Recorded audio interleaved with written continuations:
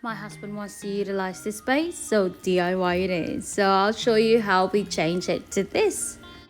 So after Bunnings, we got our plans and all the things that we're going to use for this DIY project.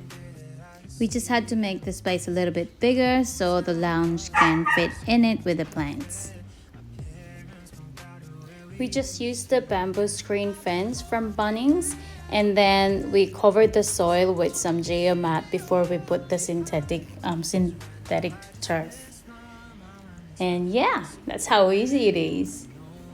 I've got some pots lying around that I used to hang on the fence, the welcome sign one, and then those are some old lights as well. So yeah, and then the furniture, these are the furniture from my al fresco. I just moved some of them in there, and I really love how it turned out. I really like it, and it's got a great view, especially at nighttime, because it's open so you can really see the sky and you can do some stargazing there.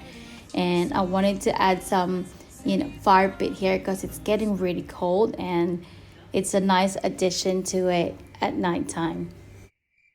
Hope you guys enjoyed this video. Until next time, stay safe and God bless. Bye.